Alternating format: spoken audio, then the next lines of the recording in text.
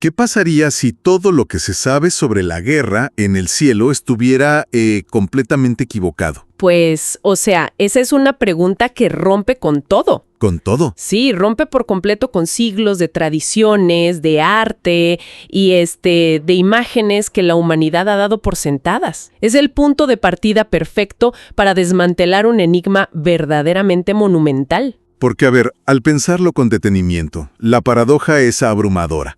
Las Escrituras dedican cientos y cientos de capítulos a detallar cuestiones muy minuciosas. Claro, como las genealogías. Exacto. Hablamos de largas genealogías, de las dimensiones exactas en codos para construir un tabernáculo en el desierto y de leyes rituales increíblemente complejas. Así es. Sin embargo, cuando se trata del conflicto cósmico por excelencia, la famosísima guerra en el cielo, los textos sagrados apenas le dedican 3 breves versículos en el capítulo 12 de Apocalipsis. Es una economía de palabras que resulta asombrosa. Asombrosa. Totalmente asombrosa. Quien lea el texto buscando acción se va a decepcionar, porque se omite cualquier descripción majestuosa. No hay un despliegue de armamentos brillantes. Ni espadas de fuego. Nada de eso. No hay tácticas bélicas detalladas, ni los épicos diálogos que la cultura pop suele asociar con este evento. Y esa desproporción es francamente una bofetada a las expectativas humanas. Hay un misterio profundo. Una intención muy clara, escondida bajo esa extrema brevedad con la que se aborda la guerra en el cielo. Vamos a investigar la evidencia bíblica. Exactamente. Y en esta investigación vamos a descubrir 5 verdades impactantes que destruyen los mitos más populares sobre los orígenes del mal. Mitos que, todos hemos escuchado. Todos. Y para lograrlo con rigor documental, el análisis se sumergirá de lleno en los idiomas originales.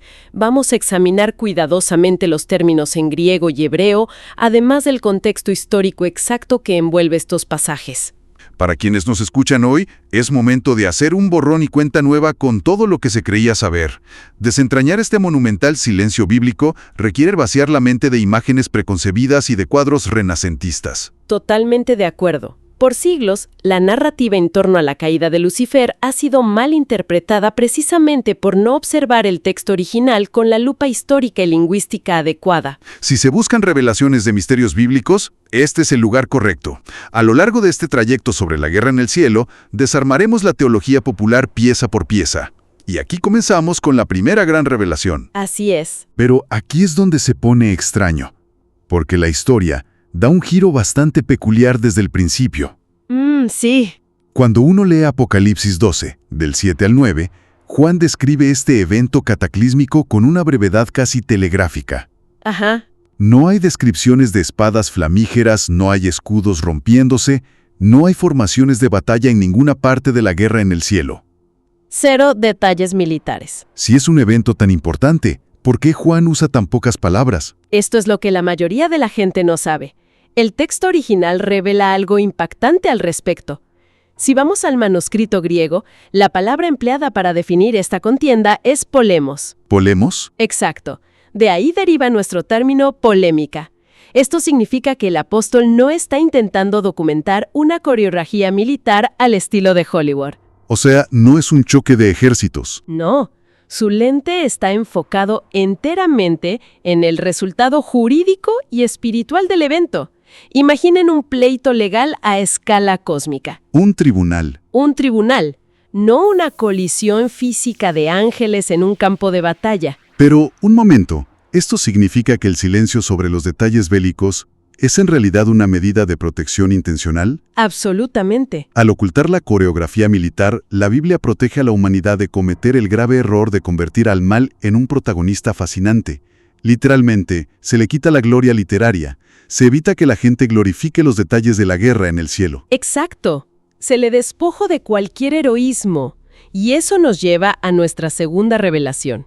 Si no hubo espadas ni escudos físicos, si esto fue un asunto de índole distinta, ¿cómo se ganó realmente esta confrontación?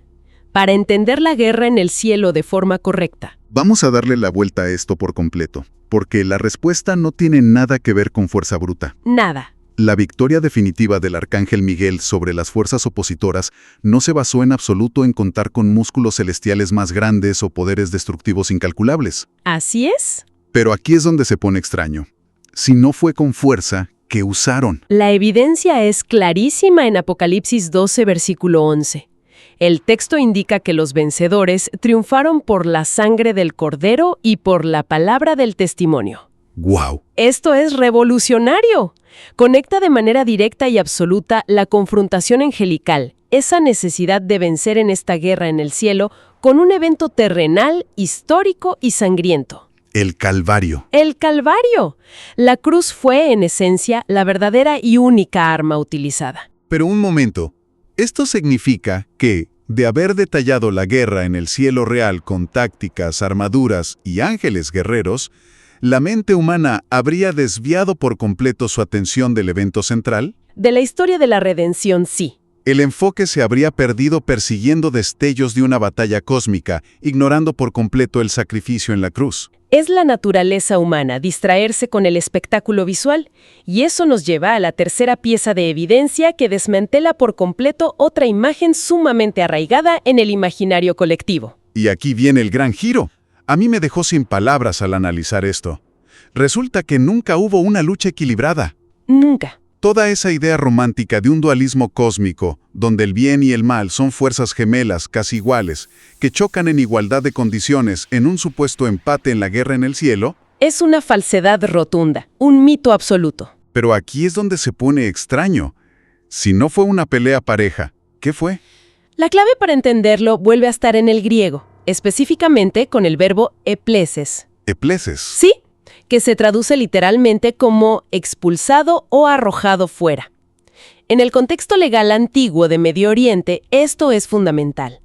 El adversario, descrito como el dragón, simplemente perdió el estatus legal para funcionar como el acusador en la corte celestial. ¿Perdió su licencia para acusar? Por así decirlo, sí. Además, es vital analizar la figura de Miguel. Su nombre significa literalmente «quien como Dios».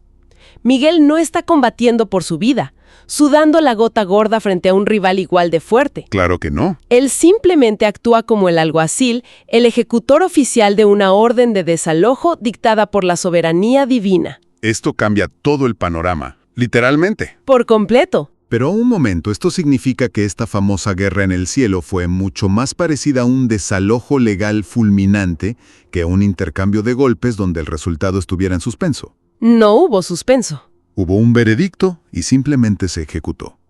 Si este giro jurídico y legal es tan nuevo para quienes nos escuchan como lo fue al momento de documentar la guerra en el cielo para este análisis, dejen un comentario en este momento expresando qué piensan sobre este desalojo cósmico. Es un cambio de paradigma total. Y eso nos lleva a confrontar un problema enorme, que es nuestra cuarta revelación. Porque si Apocalipsis es tan breve y resolutivo, ¿de dónde saca la gente tantas descripciones detalladas y biografías enteras sobre el origen de la guerra en el cielo? Pero para entender esto, hay que regresar a los textos que todo el mundo asume como la biografía oficial de la rebelión. Ajá, los del Antiguo Testamento. Estamos hablando específicamente de los famosos pasajes en Isaías 14 y Ezequiel 28. Siempre se ha dicho que ahí está toda la historia de la caída en la guerra en el cielo. Así es, se asume eso comúnmente. Pero aquí es donde se pone extraño. Sí, porque cuando se analizan con rigor exegético y contexto histórico, nos damos cuenta de algo completamente distinto. Estos pasajes son, en primera instancia, oráculos proféticos dirigidos a monarcas humanos muy específicos. Reyes de la tierra. Exacto, el rey de Babilonia y el rey de Tiro. Estos textos denuncian la codicia comercial y la arrogancia de imperios terrenales. Lo que las escrituras hacen aquí es usar tipología pura. Para que quede clarísimo, cuando decimos tipología pura, nos referimos a usar algo como un espejo, ¿cierto? Exactamente. Emplean una metáfora sobre el orgullo humano desmedido, como el de esos reyes antiguos, para reflejar la esencia de la arrogancia original. Nos dan el patrón moral, pero no es una biografía técnica del ser espiritual, ni detalla los pormenores de la guerra en el cielo. Pero, un momento, esto significa que el creador ocultó deliberadamente la biografía del adversario. Solo entregó su ADN moral, que es la arrogancia extrema y el orgullo. Y lo hace por una razón muy específica. para evitar proporcionarle a la humanidad una especie de fórmula del pecado o un manual de instrucciones sobre cómo funciona la iniquidad. Se preserva lo que en la segunda carta a los tesalonicenses se denomina el misterio de la iniquidad. Es un cerco de contención divino. Y eso nos lleva a un enorme vacío narrativo en la mente humana, lo cual nos arroja directamente a nuestra quinta y última revelación. Así es, si los textos bíblicos mantienen un perfil tan intencionalmente bajo sobre los detalles, ¿quién llenó los vacíos que Dios dejó en blanco en la narrativa de la guerra en el cielo? Pero aquí es donde se pone extraño, y francamente un poco peligroso. La abrumadora mayoría de las imágenes visuales y conceptuales que la mente asocia con este conflicto simplemente no provienen de ninguna fuente bíblica. De ninguna. Tienen su origen en poemas épicos de ficción literaria pura, principalmente El paraíso perdido del autor inglés John Milton y La Divina Comedia de Dante Alighieri. Todo lo que acabamos de decir sobre esos libros. Aún hay más. A ver. Estas majestuosas obras literarias, aunque son artísticamente brillantes y pilares de la literatura, hicieron algo teológicamente desastroso. Humanizaron al dragón. ¿Lo humanizaron? Milton necesitaba un buen antagonista para su poema, así que le otorgó monólogos complejos, motivaciones de un héroe trágico, rebelde e incomprendido, y estableció en la cultura el mito colosal de que este ser gobierna el inframundo. ¿Y con un tridente, supongo? Exacto. Sin embargo, la evidencia sobre la guerra en el cielo y las escrituras afirman inequívocamente que el infierno es su prisión designada, jamás su trono de mando. Él no gobierna allí, es un prisionero aguardando su sentencia. Hay que prepararse para asimilar este impacto. Duele un poco darse cuenta. Sí, porque... Pero, un momento. Esto significa que, al llenar ese sagrado silencio con literatura fantástica, la humanidad le ha otorgado al adversario una autoridad, un carisma y una influencia que el Creador nunca bajo ninguna circunstancia le concedió. ¿Hemos estado creyendo más en John Milton que en el apóstol Juan? Aterrizar toda esta evidencia monumental que hemos ido descubriendo. Haciendo un recuento, vamos a trazar este mapa narrativo para quienes nos escuchan, destilando estrictamente lo que las fuentes han revelado. Primero, ha quedado demostrado que el silencio bíblico es una herramienta intencional. Dios protege a la humanidad omitiendo la gloria bélica del mal en los relatos de la guerra en el cielo. No hay protagonismo para la oscuridad. Segundo, vimos que la gran victoria en la guerra en el cielo fue de naturaleza netamente jurídica. Esto destroza por completo la noción de una pelea pareja y llena de incertidumbre. Fue un desalojo. Tercero, comprendimos que los profetas del Antiguo Testamento proveen un patrón moral sobre la arrogancia humana como reflejo del mal, pero en ningún momento entregan una biografía técnica del antagonista. Es un espejo, no un currículum. Y cuarto, y quizá lo más revelador culturalmente, la poderosa ficción literaria de siglos pasados ha distorsionado gravemente la teología original, ha creado mitos sobre la guerra en el cielo que hoy en día se asumen, trágicamente, como verdad absoluta. Tristemente sí. Si se ha aprendido algo nuevo con estos descubrimientos, si este mapa cambió alguna perspectiva, hay que suscribirse para más misterios bíblicos.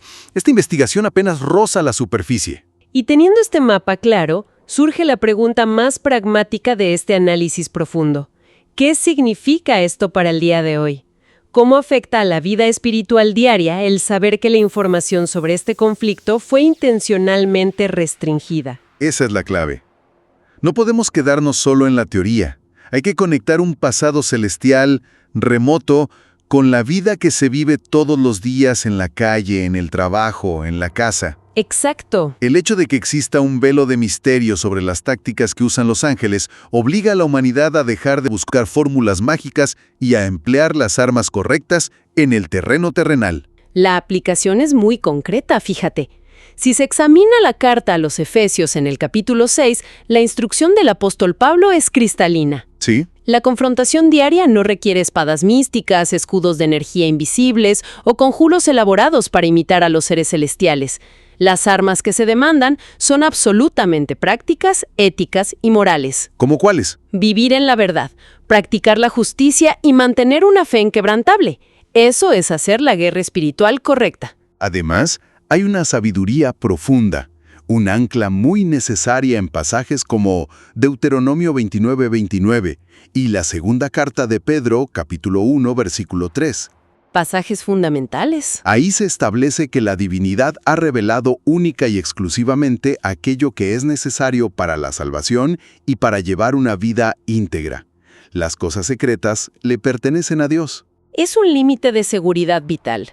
Intentar sobrepasar ese límite, forzando los textos para tratar de mapear las geografías exactas del infierno o creando enciclopedias detalladas sobre las jerarquías demoníacas, no es una verdadera búsqueda de santidad. Es orgullo. Es un orgullo espiritual sumamente peligroso. Es intentar saber lo que la soberanía divina decidió explícitamente mantener en reserva. Al hacer eso, se cae en la misma trampa de arrogancia que originó todo el problema. Fíjate en esta ironía final que emerge de todo este análisis. Es una reflexión verdaderamente provocativa para llevarnos a casa. A ver. Hay que observar el contraste definitivo en la línea del tiempo bíblica.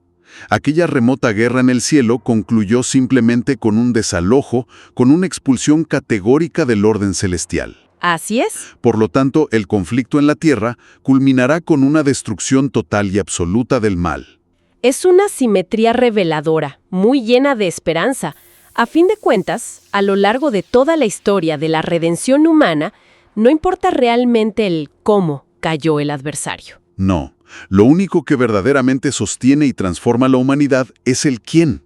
¿Quién fue el que descendió a este mundo para levantar a los caídos? Esa es la perspectiva inquebrantable que el texto original siempre intentó preservar, protegiendo a la mente del morbo literario. Si descubrir la verdad sobre la guerra en el cielo resonó, es momento de suscribirse y activar la campana. Dejen un comentario con el mayor aprendizaje que se llevan sobre la guerra en el cielo y no olviden darle me gusta al video. La próxima investigación revela a los Nefilim y los gigantes del Génesis. Su interacción hace que estas verdades lleguen a más personas.